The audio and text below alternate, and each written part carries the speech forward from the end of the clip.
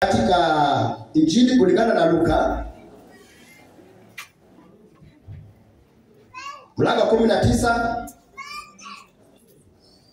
mstari wa 29 mpaka 38. Biblia yangu inasema kwamba Yesu haingia Yerusalemu. Za Kizungu wanga zinasema triumphant entry. Kama uko na nakala ya Kizungu wanga inasema hivyo. So leo tulikuwa ibada ya mitende.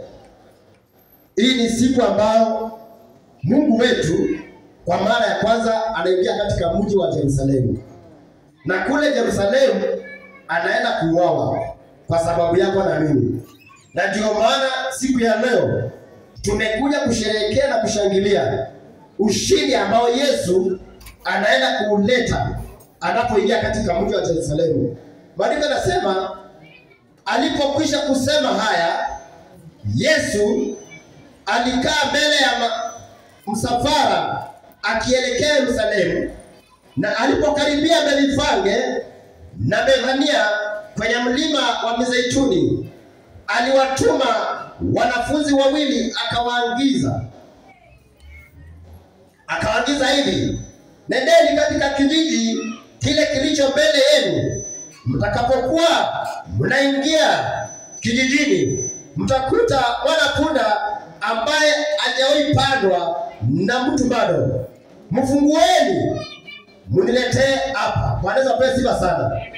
Wakati Yesu alikuwa ameanza safari yake ya kwenda kuleta ukombozi, anapea wanafunzi wake wawili maagizo ya kwamba wakaweze kutangulia kwa ile kuelekea kijiji ambao ni kijiji cha Bethfage, wakaweze kuenda na kuandaa njia ya Mungu wetu ili wakaweze kuingia katika mji wa Yerusalemu. Tumeona kwa mara mingi wakati marais wanapotaka kuja, hata sasa hivi wakianza kukuja hapa, kuna masiaidi watakuja wiki moja kabla kupeleleza hii area Kawangware inakaa namna gani. Huu ni wakati mfalme wa wafalme anataka kwenda katika mji wa Yerusalemu, na anaangiza wanafunzi wake wawili wakaweze kwanza kutangulia. Bwana apewe sifa sana.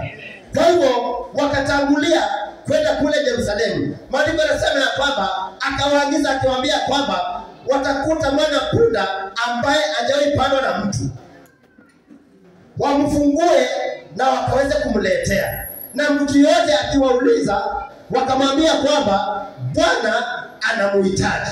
Bwana apewe sifa sana. Kwa nini mwana-punda? Haleluya. Kwa nini mwana-punda?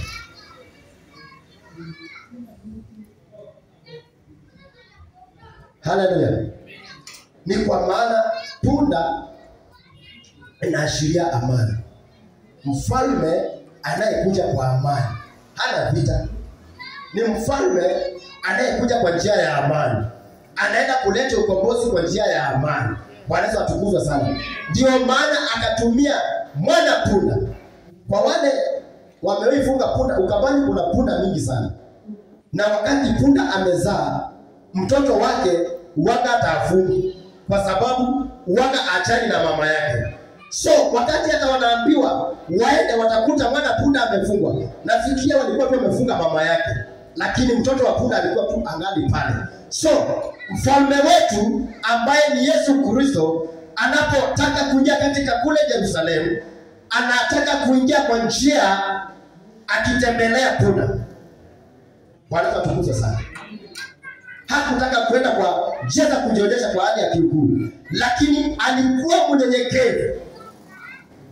Bwana Yesu alikuwa mnyenyekevu. Ndio maana maandiko wakati mwingine nasema ya kwamba alinyenyekea mpaka kifo cha msalaba. Yesu alikuwa amenyenyekea. Alikuwa anajua ile kazi aliyoshuka kuifanya kuanza kutimilika. Na ni katika hii siku ya leo Yesu anaanza safari yake katika imani yetu kuingia katika mji wa kule Yerusalemu ili akaweze kutukomboa. Kwa hivyo tunapokuwa tunaanza hii siku ya leo mpaka Jumapili ijayo, huu sio wakati wa kufanya mizaa. Huu sio wakati wa kulengalenga. Huu ni wakati wa kuomba. Huu ni wakati wa kujitoa kwa Bwana. Hasa kwa hii wiki tunayoanza siku ya leo, nataka Mungu akusaidie ukaweze kuwa na wakati mzuri wa kuweza kumwomba Mungu. Bwana tukuzwe sana. Wale waliotumwa wakaenda wakakuta kila kitu kama Yesu alivyokuwa amewaambia. Walipokuwa wanamfungua yule mwanapunda, mwenyewe akawauliza, "Mbona mnamfungua huyo mwanapunda?" Wale wanafunzi wakajibu, "Bwana anamuhitaji." Wakati walipoingia kweli, walikuta kila kitu kama vile Yesu alivyokuwa akiwaambia. Na ndio sisi tunajua kwamba huyu Yesu ni Mungu, na akiwa Mungu alikuwa ameandaa kila kitu kama vile itaenda kutukia. Na hata wanafunzi wake walipokuwa akienda, ndio maandiko yanatuambia kwamba walienda wakakuta kila kitu kama vile Yesu aliwaambia. Na wakati walipokuwa kimfungua, mwenye punda akawauliza, "Mbona mnamfungua punda wangu?" Wanaweza pesa sana. Unajua wewe tu kuja mahali na waanze kuchukua vitu za watu bila kuuliza. Si ni kweli? Punda akikuja kwako tu naanze ati anachukua mbuzi yako aende akauze, ng'ombe yako aende akauze bila kuuliza. Si lazima kutakuwa na vita. Lakini maandiko yananiambia kwamba walipomwambia Bwana anahitaji, aliwaruhusu. Bwana asifiwe sana. Walimruhusu ili akaenda akatumie. Maana nia Yesu ilikuwa ni kwamba aende akatumie yule mwanapunda na atamrudisha. Angeenda akae na yeye. Alikuwa tu atumie yule mwanapunda alafu ataenda kumrudisha. Na ndio sababu siku ya leo, sema siku ya leo, kwa hakika tumekuja tu kufurahia. Tumekuja tu kusherehekea. Ni kwa sababu Yesu anaenda kuleta ushindi. Yesu anaenda kuleta ushindi katika maisha yetu. Na ndio tunaita Jumapili ya Mitende. Na hii Jumapili ya Mitende ni siku ya furaha. Mimi sijui ni kitu gani kitakukosesha furaha siku ya leo, lakini Mungu akusaidie. Wakamleta kwa Yesu, wakatandika mavazi yao juu ya huyo mwanapunda, kisha wakampandisha Yesu juu yake. Alipokuwa akienda, watu wakatandaza nguo zao barabarani. Alipokaribia mteremko wa mlima wa Mzeituni, umati wote, wanafunzi wake, wakaanza kwa sauti kuu kumsifu Mungu kwa furaha kwa ajili ya miujiza yote walioiona Yesu akifanya. Wakasema, "Amebarikiwa mfalme anayekuja kwa jina la Bwana. Amani mbinguni na utukufu kwa Mungu." Baadhi ya Mafarisayo waliokuwepo katika umati wakamwambia, "Mwalimu, wanyamazishe wanafunzi wako." Yesu akawajibu na waambia hawa, "Wakinyamaza, mawe yatapiga kelele." Bwana Yesu atukuzwe sana. Maandiko yanasema na ndio kitu tunaenda kufanya huko nje. Huko nje hatuendi tu kutembea ati tukinyamaza, hata kama tunatoka tu hapa hatuendi kunyamaza. Hapa tunaenda kusema, "Amebarikiwa mfalme anayekuja kwa jina la Bwana. Hosana mbinguni, utukufu kwa Mungu." So tunapokuwa tunatoka pale nje, tunaenda kuambia watu mfalme amebarikiwa anayekuja kwa jina la Bwana. Na huyu mfalme ni Yesu Kristo. Watu watajuaje ikulu ya maombi iko na imani ya kimitume? Ni kwa hii njia. Mtandamba na moja. Vijana majenzi watakuwa mbele na bana wakishikilia, na sisi tutawafuata nyuma ili ikulu ya maombi ijulikane imani yao. Wapendwa, hatuko hapa kimzaa. Kama kuna kitu mimi wanga nalinda ni imani yangu. Ukifarakanisha imani yako utakosa ufalme wa Mungu. Na ndio unaona mtu akaimba, linda imani yako kuliko vitu vyote unavyovilinda. Linda imani yako. Tunataka tulinde imani yetu ya kimitume ambao tunaiamini. Hapo zamani tulipokuwa tunakuja na mitendo, watu wanakuuliza, "Wewe ni Mkatoliki?" Na unawaambia mimi sio Mkatoliki. Mimi ni mwana mitume. So Wakatoliki ama hao watu wakachukua yale yaliyokuwa yetu, lakini hawafanyi vile inavyotakiwa. Lakini sasa sisi tumekuja kurekebisha yale makosa na kuambia watu ya kwamba sisi ndio wana mitume halisi. Amina. Sisi ndio wana mitume halisi. Mimi na wewe ndio wana mtume halisi. Na ndio siku ya leo tunaenda kushangilia Yesu.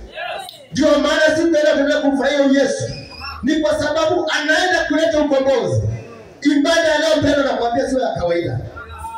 Sio ya kawaida. Hii ni ibada ya ukombozi. Ndio unaona Mafarisayo walikuwa kwa ule msafara wakiandamana na Yesu. Wakajaribu kumwambia Yesu anyamazishe wanafunzi wake. Na Yesu akawaambia kwamba hao wakinyamaza mawe yatapiga kelele. Bwana Yesu atukuze sana. Wangapi wameiona tipa ikimwaga mawe? Tipa. Uisikia tipa ikipanga sio kokoto mawe.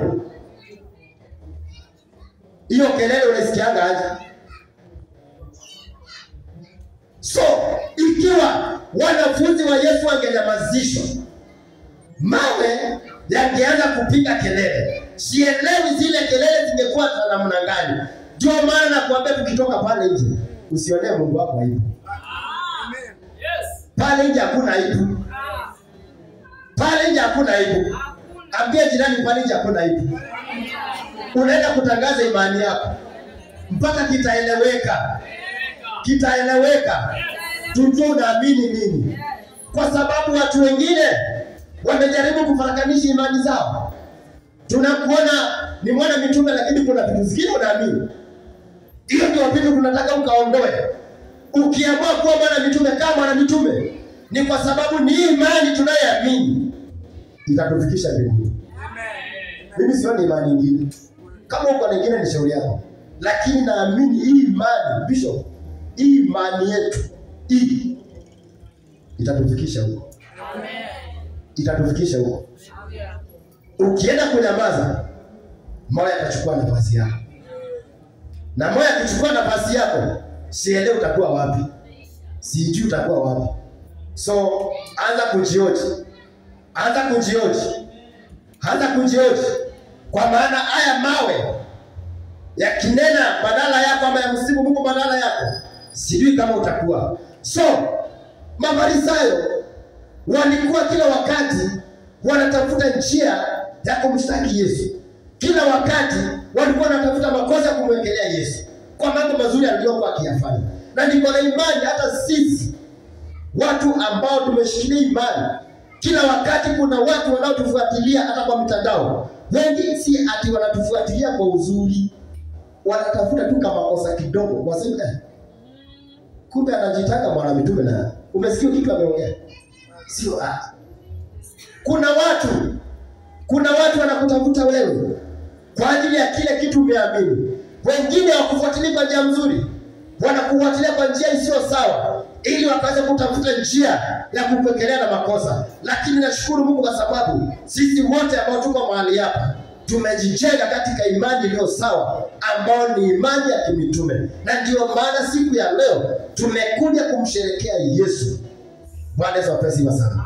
Tumekuja kusema amebarikiwa mfalme anayekuja kwa jina la Bwana. Amani mbinguni na utukufu kwa Mungu. Amen. Na unapoangalia Mathayo na Luka, sio mitende tu peke yake. Wale wanasema walikata matawi ya miti. So wakati mwingine ukikosa mtende, usikuje bila kitu. Ngoa matawi mengine ukuje nayo. Bwana Yesu atukuze sana. Kata tu matawi kuja nayo. Hapo nyuma we were crazy in this event. Tulikuwa very crazy. Na I will come to share you with videos. Maana niko nazo mpaka sasa hivi. Tulikuwa crazy kwa ibada. Hii sio ibada ya kufanya mchezo. Tulikuwa tunakuja na miti, wacha matawi hii kitu tunapewa. Niliona mtu alikuja na kupa then msikatakate hiyo kupa ndio tunatoka nayo huko nje. Bwana Yesu atukuze sana. Hicho unaturuhusu tu tutatoka kidogo. Hata kama tutaenda Muslim na turudi. Wewe unaturuhusu tuende kidogo. Lazima tutangaze ibada. Amen. Bishop atakuwa msafara kwanza. Lazima tuwe mtu atakuwa ameandaa bana. Nimeongea hivyo mazuri, watu wajipange majenzi wawili. Mnatoa tu banda yetu, watu wawili watakuwa wameshika banda mbele. Tutakuwa nyuma na matawi. Na wale watu tutakuwa nyuma, tutakuwa tunaimba Hosana, Hosana juu mbinguni, amebarikiwa anayekuja kwa jina la Bwana. Huo ndio wimbo tutakaokuwa tukiimba tukitembea pale nje. Haya ndio maneno tutakaokuwa tukiimba tukitembea pale nje. Msiniambie mambo mengine, lakini muniambia kwamba Hosana, Hosana juu mbinguni na hata duniani, amebarikiwa anayekuja kwa jina la Bwana, ambaye ni Yesu Kristo, ambaye tunamwabudu, ambaye tunamwamini katika ikulu ya maombi, ambaye ni mkombozi wa maisha yetu. Atukuzwe sana Yesu. Ningependa tuangalie vile Yohana, kwa sababu Yohana na Luka walikuwa wanaongea vitu tofauti kabisa na Mathayo na Marko. Wanaweza tukuzwe sana. Hawa wapendwa wawili walikuwa very different. Ni kama vile wakati mwingine niliwaambia, hata ajali katokea pale kwa mlango, na watu tuanze kuonjana, uliona aje? Na tuliona sisi kitu the same, lakini utasikia maneno tofauti. Utasikia mambo tofauti. So, napendezwa na vile Luka na Yohana walivyoona haya mambo. Na ndio nikataka tu niende kwa wapendwa wawili. Tuangalie Yohana 12 mstari wa 12, tuteremka chini.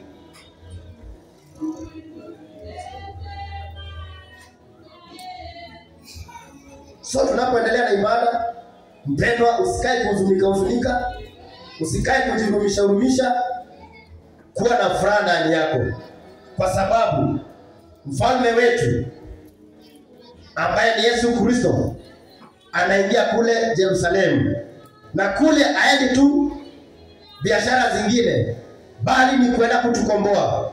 Na ndio maana tuko hapa siku ya leo, kwa sababu ya ukombozi ambao alienda kuleta kutoka kule Yerusalemu. Tumefika pale wote. Nayo siku ya pili yake, watu wengi walioingia sikukuu walisikia kwamba Yesu anakuja Yerusalemu.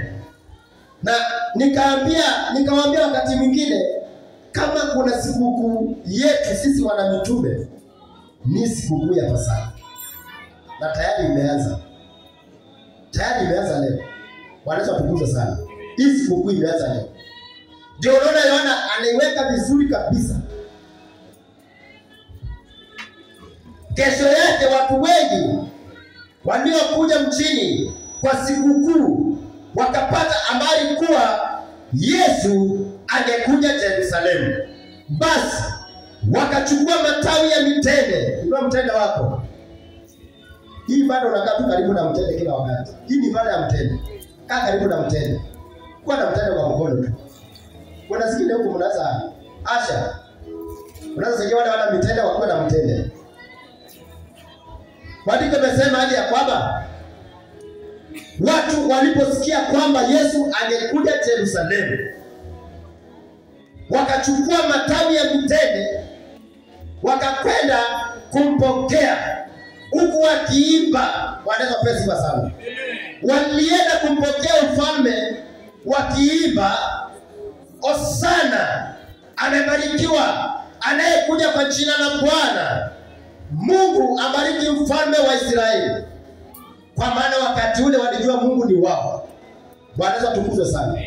Wakati ule Mungu alikuwa wa Israeli, ndio maana Yohana anasema ambarikiwe mfalme wa Israeli. Walimuona kuwa mfalme wao. Lakini tunajua kwamba yeye ni mfalme wetu, hata na sisi pia tuliomwamini. Ikiwa umemwamini Yesu, naweza nikakuita hata Mwisraeli, kwa maana umeamini. Ndio maana Yohana anasema Hosana, wakaimba Hosana. Kama vile Luka amerudia, hata Yohana amerudia. Na ndio nikakwambia tunapotoka pale nje, mmoja atakuwa anatuongoza kwa, hata sio mmoja, hakuna wimbo. Pale nje tunaenda kuwa crazy. Kama uliona vitu tajua crazy, utaona leo. I will be crazy with my faith. Na usinishangae. I will be very crazy.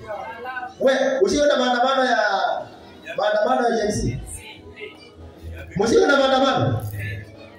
Ndio kitu kile pale ninawaambia mjiandae. Ndio kitu tunaenda pale nje. Unaona kabisa watu wanakuanga na hizo mbada. Mambo wanafanyaga ndio mambo tunaenda kufanya pale nje. Lakini tunaenda kwa staili nyingine. Tukisema Hosana, amebarikiwa anayekuja kwa jina la Bwana, naye ni Yesu Kristo. Ni kwa sababu anaingia Yerusalemu. Huu ni wakati Yesu kwa mara ya kwanza anaingia Yerusalemu ili akaweze kutuletea ukombozi. So wakatandika na matawi ya mitende, na hata wengine walikuwa wanatandika maleso zao. Bwana tukuza sana. Amen. Nashukuru watu wa Bungoma. Pigia watu wa Bungoma makofi. Kwa leo bali hapa. Pigia watu wa Bungoma makofi.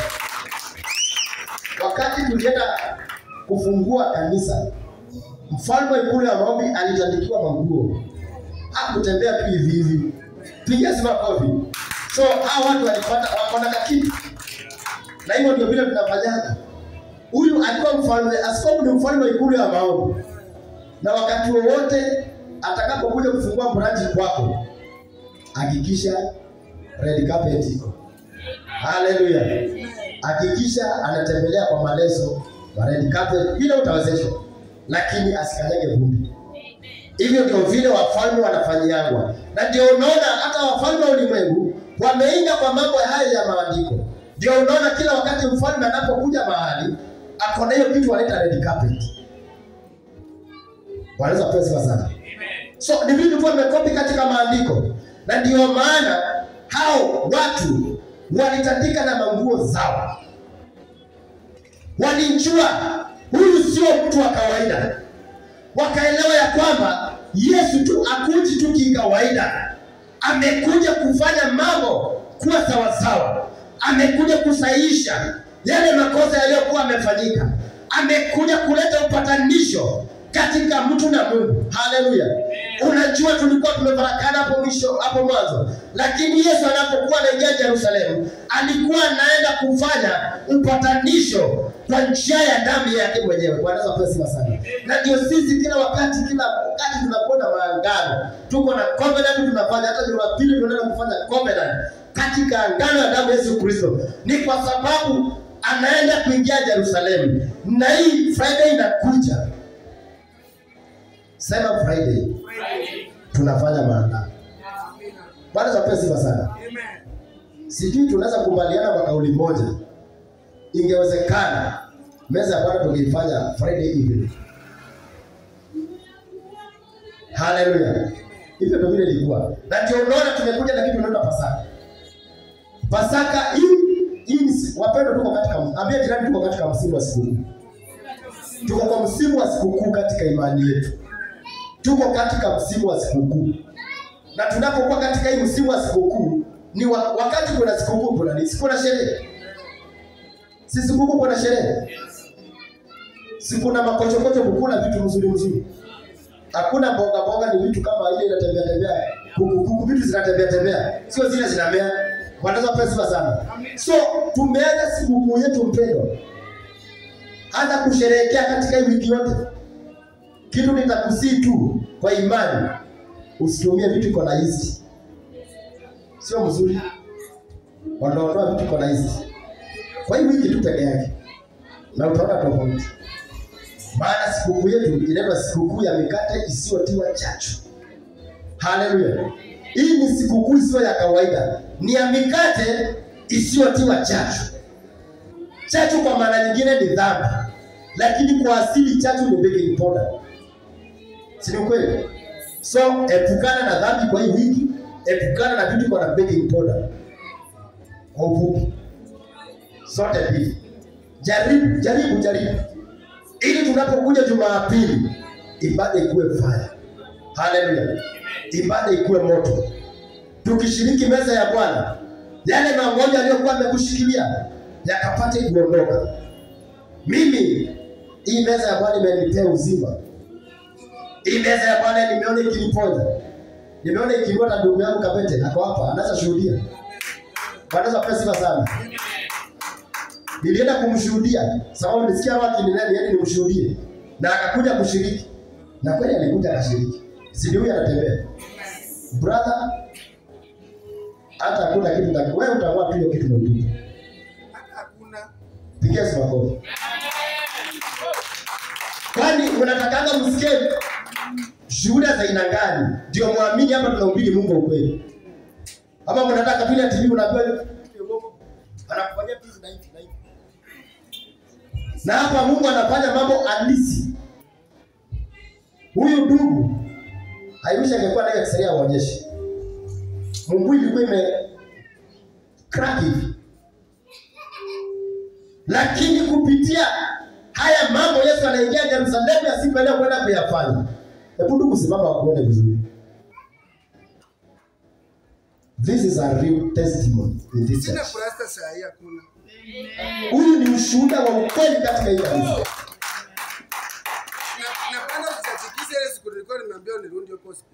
Pingia Yesu makofi.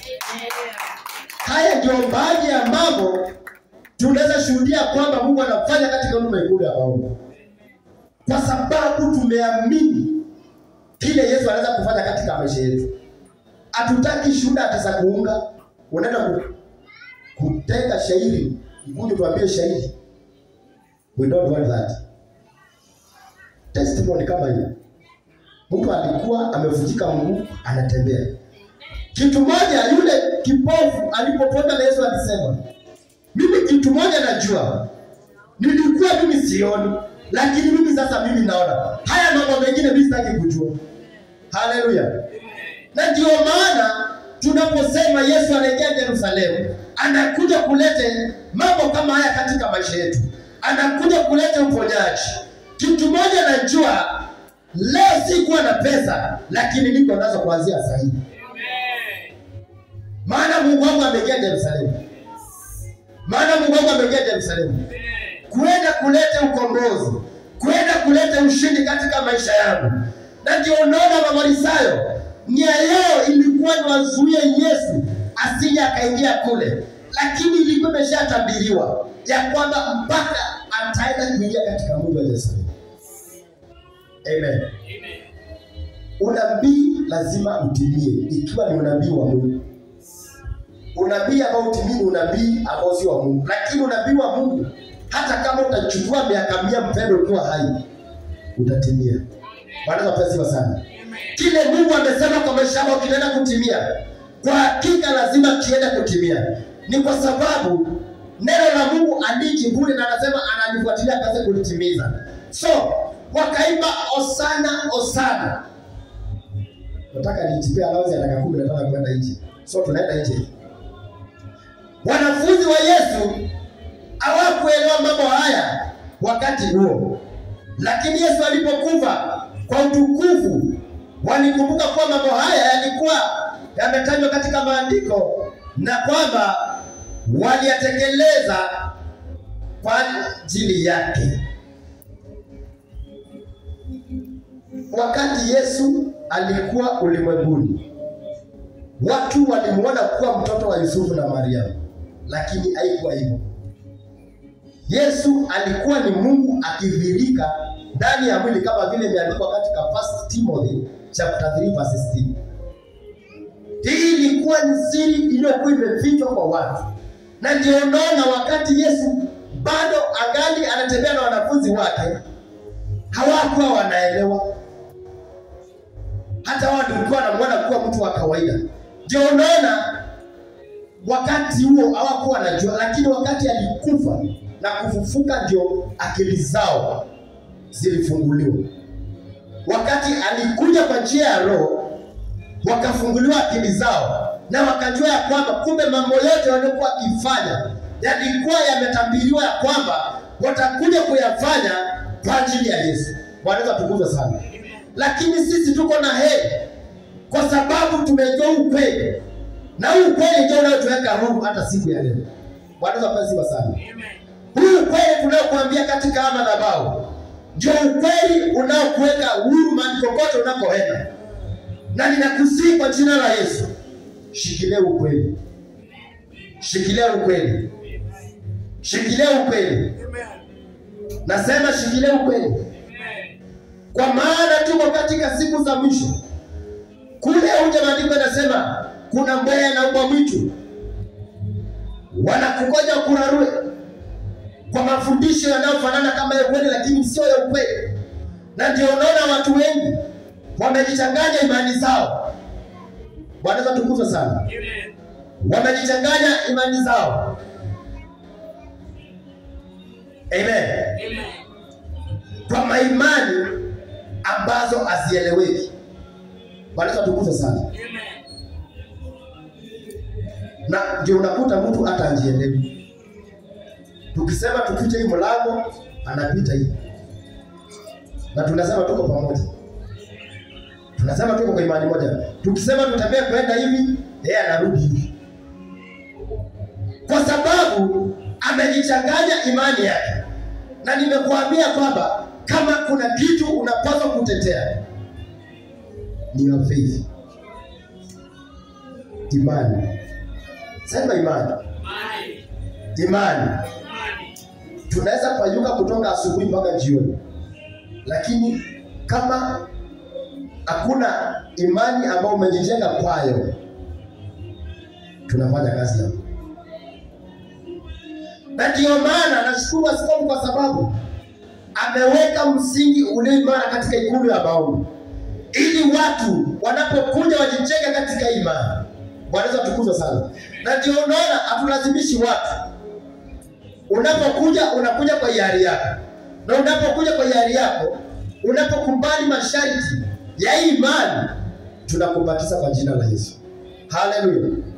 Tunapokubatiza kwa jina la Yesu, unaanza kukongolea hiyo imani yako katika msingi ulio imara ambao ni msingi wa Yesu Kristo katika ikulu ya maombi. Haleluya. Hapa tunatangaza ukweli na ukweli mtupu. Na hiyo ndio kazi Yesu ametutuma kufanya. Tukaweze kuambia watu ukweli ili wakaanze kuokolewa. Na wanapookolewa, tukaendelea na kuwafundisha namna ya kukaa na kuishi katika hali ya utakatifu ili wakafikirie ufalme wa Mungu. Maana ni ufalme wa Mungu ambao umetufanya tukakuwe mahali hapa siku ya leo. Ni ufalme umekufanya ukatoke mahali uko umetoka, ukaweze kukuja hapa ili kumtafuta yule Yesu. So tutaenda kufanya hiyo na tutaifanya katika ibada ya pili. Pigia Yesu makofi. Hiyo sherehe tutaifanya kwa ibada ya pili ikiongozwa na baba wetu Askofu. Amen. Atukuze Yesu. Amen. So tunafurahia kwa hiyo. Jiandae tukitoka pale nje. Wewe kuwa crazy kivyako. Kuwa wazimu kivyako, lakini wazimu ndani ya Yesu. Haleluya. Usianze kutupia watu mawe. Kuwa wazimu ndani ya Yesu. Haleluya. Kama ni wakati unaweza ongea dini, ongea watu wakuelewe. Kwa hiyo hapo nje. Lakini dini za kumtukuza Yesu. Haleluya. Maandiko yanasema ya kwamba wale waliokuwepo wakati Yesu alipomwita Lazaro kutoka kaburini na kumfufua, baadaye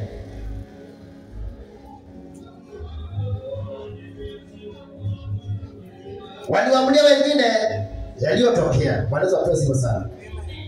Yesu alikuwa anafuatwa na watu wengi sana. Kuna wengi waliokuwa wanamfuata kwa sababu ya miujiza aliyokuwa ameifanya hapo nyuma. Na ndio maandiko yanasema kuna baadhi waliokuwa katika mkutano ambao walikuwepo wakati alimuita Lazaro kutoka kwa kaburi. Na hao watu walienda na kuwasimulia na wengine mambo yaliyotokea. Kama kuna watu wanasemaga huku ndio wanapeleka ushuhuda. Hiyo yao sio ushuhuda. Sasa sisi ndio tunapeleka ushuhuda. Tunaenda kushuhudia watu yale mambo Yesu amefanya katika maisha yetu. Tunaenda kuonyesha watu mambo yale amefanya katika ikulu ya maombi. Kabla akiwa mbele, wakiwa na askofu. Amina. Akiwa muujiza wetu katika ikulu ya maombi. Haleluya. So tunaenda kumuinua Yesu. Tunaenda kuambia watu kwamba Yesu anaokoa. Tunaenda kuambia watu yale mambo Yesu anatenda. Na ndio maana maandiko yanazidi kusema ya kwamba ndio sababu watu wengi walitoka kwenda kumpokea, kwa kuwa walikuwa wamesikia kwamba alikuwa ametenda miujiza kuu. Mafarisayo walipoona haya wakaambiana, mnaona hakuna tunaweza kufanya, ulimwengu wote unamwamini. Pigia Yesu makofi. Kwa hakika kujaribu kila njia ya kuzuia watu wasimjue Yesu, lakini haikuwezekana. Watajaribu pia na kwako kuzuia kila njia ili usijulikane ya kwamba unamwamini Yesu, lakini imeshindikana. Wamejaribu kukuja na mbinu zao tofauti ili kuonyesha ya kwamba wewe sio yule mtu ule huko. Haleluya. Unajua kuna watu wanataka uonekane wewe sio yule mtu huko, lakini njia zao zimeshindwa kwa jina la Yesu. Mafarisayo wakajaribu kumzuia, lakini wanasema ya kwamba sasa hatuna lingine tunaloweza kulifanya. Ulimwengu wote unaamini kwamba Yesu ni Mungu. Haleluya. Na sisi pia katika ikulu ya maombi tumekuja tukiamini ya kwamba Yesu ni Mungu. Huyu Yesu ni Mungu na anaokoa. Ndio maana tunamwamini. Ndio maana tunamwadhimisha katika madhabahu. Ndio maana kila wakati tunapokuja katika ikulu ya maombi tunasema akapokee sifa. Bwana Yesu apewe sifa sana. Tunasema apokee sifa kila wakati, kwa sababu tumeona ukuu wake. Kwa hakika tumeona Yesu akitenda, tumeona Yesu akiinua, na hata siku ya leo anaenda kuinua. Ni kwa sababu yeye ni Mungu anayeinua. Hata siku ya leo anaenda kuponya, kwa maana yeye ni mponyaji wetu. Huyu Yesu tunayemwabudu hayuko kaburini tena. Haleluya. Yesu wetu yuko hai. Haleluya. Kuna watu wanaamini ya kwamba Yesu bado angali kwenye makaburi, lakini Yesu tunaenda kumtukuza siku ya leo. Huyu Yesu yuko hai na anaishi. Bwana Yesu apewe sifa sana. Anaishi. Sema Yesu anaishi. Sema Yesu anaishi. Yesu wetu yuko hai. Na ndio maana tunaenda kutangaza ukuu wake katika maeneo ya Kawangware, ikajulikane ya kwamba kuna mahali kunaitwa ikulu ya maombi. Hao watu wanaamini Yesu aliye hai. Bwana Yesu apewe sifa sana. Yesu wetu yuko hai, na ndio sababu tuko mahali hapa. Yesu wetu anatenda, na ndio maana tumekuja siku ya leo tukaweze kumshangilia, tukaweze kumfurahia kwa mambo makuu. Hao wanafunzi wa Yesu, maandiko yanasema ya kwamba walikuwa wanamsherekea na kushangilia kwa miujiza yote Yesu alikuwa amefanya wakati alikuwa anahubiria watu ufalme wa Mungu. Haleluya.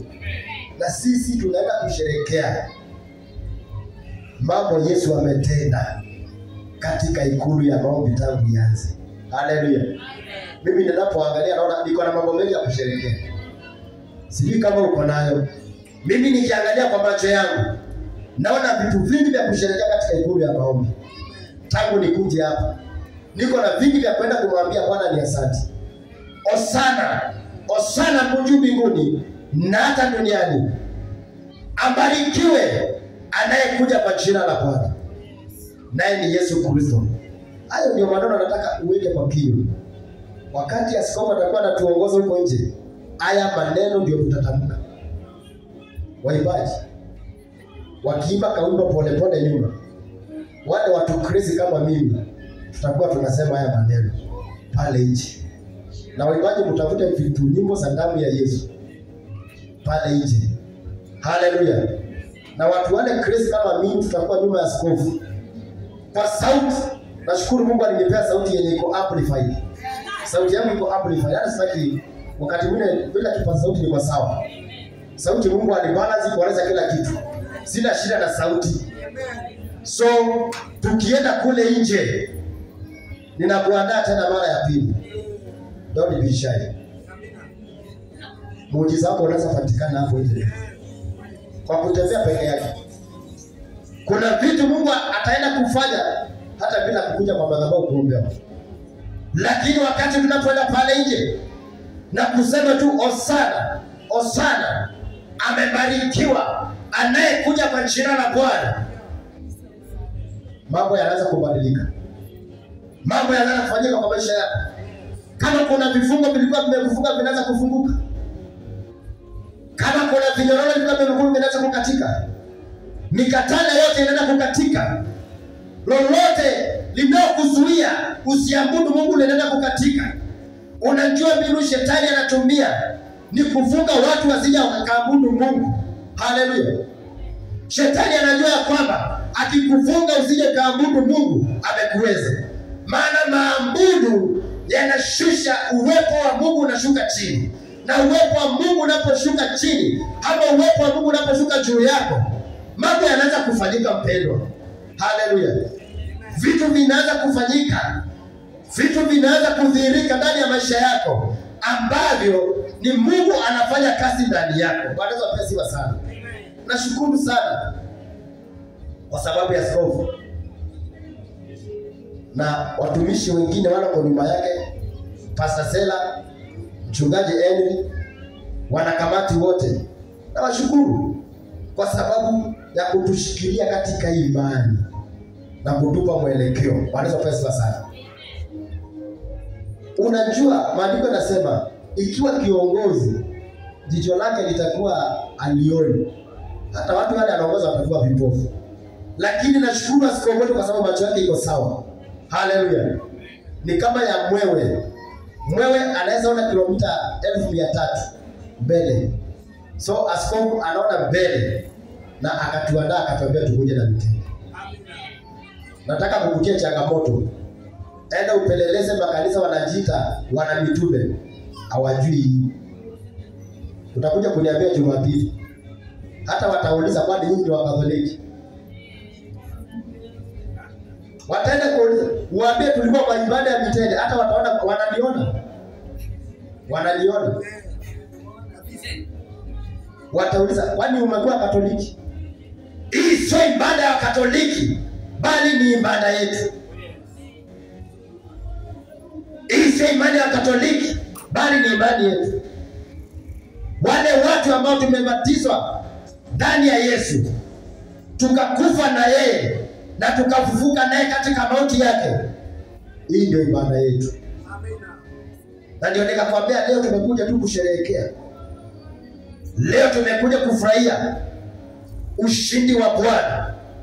Tumekuja kumtukuza. Tumekuja kumwambia ni asante kwa mambo ambayo umetenda katika maisha yetu. Ambarikiwe ambaye anakuja kwa jina la Bwana. Maandiko yanaposema Bwana anakuja kwa jina la Mungu kwa njia nyingine. Wakati unasikia maandiko yakisema ambarikiwe anayekuja kwa jina la Bwana, tunaweza sema ambarikiwe anayekuja kwa jina la Mungu. Ili jina la Yesu ndilo jina Mungu alilolichukua ili liweze kudhihirishwa katika wanadamu. Bwana Yesu asifiwe sana. Na ndio unaona watu wengi wameshindwa kuelewa kwa sababu akili zao hazijafunguliwa waweze kuelewa maandiko. Mpendo, wakati mwingine ni vyema Mungu akufungua ukaanze kuelewa. Ndio unaona mtu anaweza kuhubiri kwa vizuri kabisa, anaweza fanya mambo vizuri kabisa, lakini anamaanisha kwa utatu, maana hajafunguliwa akili aelewe maandiko. Kama utakuwa umefunguliwa akili yako uelewe maandiko, utaanza na Yesu na umalize na Yesu. Bwana asifiwe sana. Hakuna vile nitaanza na Yesu na nimaliza na utatu, nitakuwa ninajikoroga, sielewi. Lakini ikiwa najua kile kitu ninachokiamini, ikiwa ninaelewa kile ninachokinena, nitaanza na Yesu na nimalize na Yesu, kwa sababu yeye ni Alfa na Omega. Kando yake hakuna mwingine, nyuma yake hakuna mwingine. Yeye ni Mungu mwenye nguvu, na siku ya leo anaenda kuingia Yerusalemu. Haleluya. Na huko Yerusalemu anaenda kuuawa Friday, wanaenda kumsulubisha. Bwana Yesu atukuze sana. Hii Jumaa wanaenda kumsulubisha, na Jumapili anaenda kumfuka na ushindi. Bwana Yesu asifiwe sana. Na huo ushindi ndio tunausherehekea. Huo ushindi ndio umetufanya tukakuwe vile tuko hata siku ya leo. Bwana Yesu atukuze sana. Tunaposema imani, Maandiko yanasema katika Ibrania, imani ni bayana ya mambo tusiyoyaona. Bwana Yesu asifiwe sana. Tuko na imani ya kwamba Yesu yuko hapa hata saa hii. Hata ikawa tumuone kwa macho ya kawaida, lakini mimi niko na imani Yesu yuko hapa katika ibada ya wakati wanaamini. Mimi niko na imani Yesu yuko hapa. Na anatuongoza hata saa hii. Anatutawala hata saa hii. Ile imani ndio itakuwezesha wewe na mimi kuingia katika ufalme. Tunapomwambia Bwana atutakase, tunapomwambia Bwana atusamehe dhambi, tunapomwambia Bwana atuoshe, kweli anatuosha. Bwana asifiwe sana. Kwa hakika anatuosha. Kwa hakika anatusamehe. Na ndio naomba, na ninarudia, ninaomba kuanzia leo mpaka tu Jumapili siwachane tu na maandazi. Siwezi tu kukula githeri na nduma na chapati asubuhi. Nataka nikusaidie kujenga imani. Hii ni sikukuu ya mikate isiyotiwa chachu. Tuanze kuondoa chachu kwa nyumba zetu. Kama ulikuwa na soda ndio umalize saa hii. Anza kukunywa maziwa. Tujaribu. Maandiko yanasema hata kama unakuwa na imani ndogo kama mbegu ya jaradani, jaribu wewe imani kidogo kwa hii wiki, na kuhakikisha mpendwa, utaenda kuona utofauti katika maisha yako. Ninapomalizia, nilikwambia Mathayo alisema walikata matawi. Kwa hivyo wakati mwingine nataka nikuandae, ukikosa mtende utakuja tu na matawi ya mti.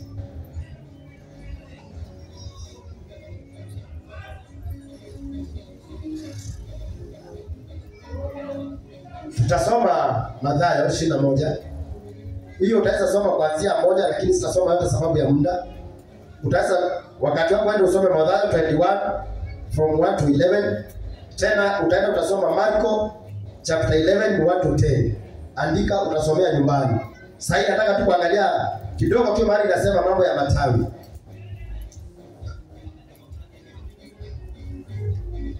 Mstari wa 6, taanzia hapo kuteremka. Wale wanafunzi wakaenda wakafanya kama Yesu alivyoagiza, wakamleta yule punda na mwana punda. Kitu ya muhimu Mathayo amesema walilete punda pamoja na mwana punda. Hauwezi beba mtoto wa punda bila mama yake, utakula teke. Wanaweza pesa sana. Ukitaka mtoto wa punda unaenda na mama yake. Na ndio unaona Mathayo anasema walienda na punda pamoja na punda mwenyewe. So umati mkubwa wa watu wakatandika nguo zao barabarani, wengine wakakata matawi ya miti wakayatandaza barabarani. Next time usiseme ukupata mtende. Mathayo ameturuhusu kukata matawi ya miti. Si ni ukweli? Luka na John ndio wamesema mitende. Lakini Marko na Mathayo pia wanatuambia matawi ya miti inafanya kazi. Si ni ukweli? So, wakakata matawi ya miti, wakatandika barabarani pamoja na nguo zao, ili mfalme wa amani akaweze kutembelea juu yake. Haleluya. Kuna wimbo inaimba, tengeneza mapito, tengeneza mapito, Bwana Yesu apitie. Nataka leo utengeneze mapito ndani ya maisha yako ili Yesu apite. Tengeneza mapito katika njia zako Yesu aweze kupita. Sielewi vile utaenda kutengeneza, lakini nakusihi kwa jina la Yesu utengeneze mapito. Yesu apite. Wacha Yesu apite kwako. Wacha Yesu apite kwako. Wacha Yesu apite kwako. Wacha Yesu apite kwako. Wacha mfalme wa amani apite kwako. Ni kwa maana mfalme wa amani akipita kwako, mambo yanabadilika. Mfalme wa amani akipita kwako, yale yasiyokuwa yanawezekana yanaanza kuwezekana. Maana yeye ni Mungu asiyowezekana. Unapomruhusu apite kwako, vitu Waluya anasema visinje kama vitu kama hivi. Kitu kama hivi. Mambo yanabadilika mpendwa, wakati unamruhusu Yesu apite kwako.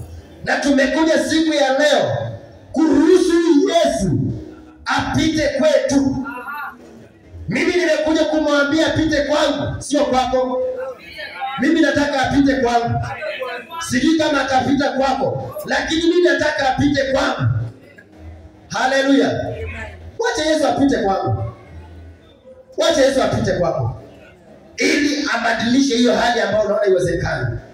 Luka anasema 1:37 ya kwamba yale mambo tunaona haiwezekani, kwa Yesu yanawezekana. Kwa Yesu yanawezekana. Mimi najua kuna kitu unaona kiko kigumu, lakini kwa ibada ya leo, kwa ile nderemo tutakayotoka nayo pale nje, inaenda kuwezekana. Inaenda kuwezekana. Ambia jirani inaenda kuwezekana. Inaenda kuwezekana. So ibada inapoendelea, uhakikishe tuko karibu na mtende. Si ukweli? Asha, utasaidia wale wana mitende wakae na mitende. Tuko na mingi. Tuko na mitende mingi. Tusimame kwa miguu yetu. Tunaposimama, nataka waimbaji mngekuwa nyuma. I hope tumepata kitu kuhusu imani yetu, kuhusu siku ya leo. Mimi kama kuna kitu nitazidi kuwasihi wapendwa, tusijaribu kujichanganya imani zetu. Wacha tuamini imani ya Mungu moja. Haleluya. Wacha tuamini kwamba huyu Yesu ni Mungu katika maisha yetu. Kuwa na imani ya kwamba Yesu anaweza kufanya.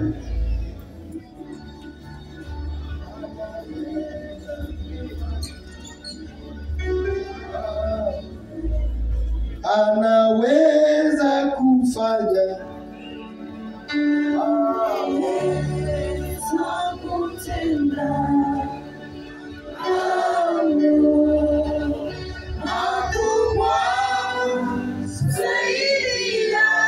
Nataka tunapoimba wimbo, fungua moyo wako, mawazo yako uelekezee Bwana.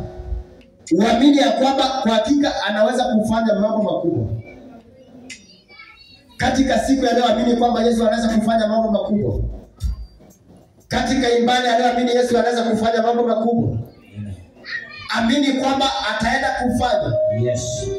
Kwa maana tayari ameanza safari ya kuingia katika mji wa Yerusalemu. Ameanza safari ya kuenda kuleta ukombozi. Ameanza na hiyo safari ya kuenda kutupatanisha na Mungu. Kwa hivyo anaweza. Unaweza kufanya. Unaweza kutenda. Makubwa zaidi ya